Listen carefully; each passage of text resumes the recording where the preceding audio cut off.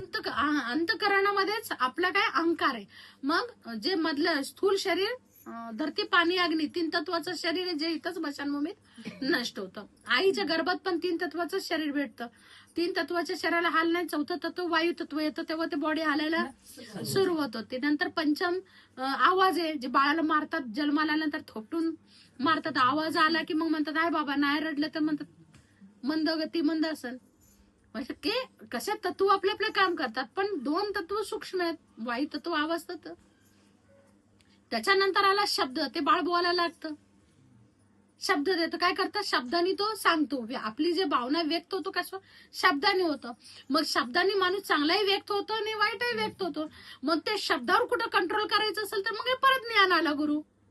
म्हणजे शिव सबके गुरु आहे. शिव म्हणजे ज्ञानच आहे, ज्ञानाशिवाय काहीच नाही. मग आता आपण ते शिव होतो, मग आपण का कधी कुणाला चांगल्या बुद्ध्या नाही दिल्या? आपण आपल्याकडे कुणी आलं तर त्याला सल्ला काही चांगलाच दिला नाही. मग ते भोग आपल्यालाच भोगावं लागले.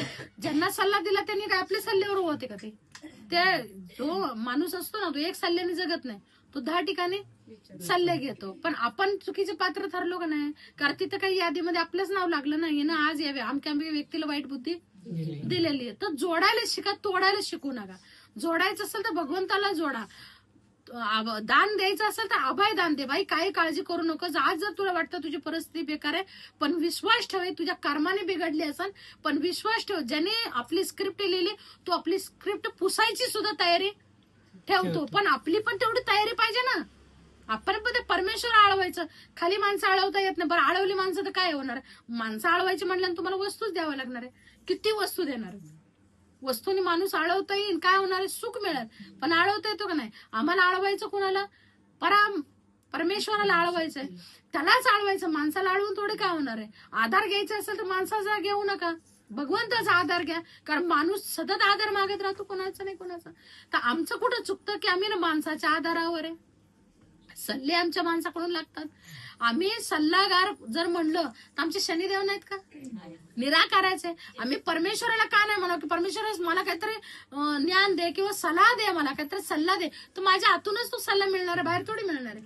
पण आम्ही बाहेरनं जर माणसाची मदत मागायला गेलो की मला आधार नाही, कसलाच नाहीये, तर जो तुम्हाला आधार देतो त्याला तर आधार आहे का? इथे कुणाला आधार आहे? सगळ्याजण आधारच शोधायला खाली बसलेले. सगळ्याचा आधार आहे. आधार देतो गुरु. आज निराकारातच आम्ही बसलेले. पण निराकार काय म्हणतो? मला ना म्हणा हिरंग नाही, रूप नाही, जा तू संतांच्याकडे जा. कारण संतच तुला आधार देऊ शकतात. दुसरं काय आधार? अंतकरणामध्येच आपला काय अहंकार आहे. मग जे मधलं स्थूल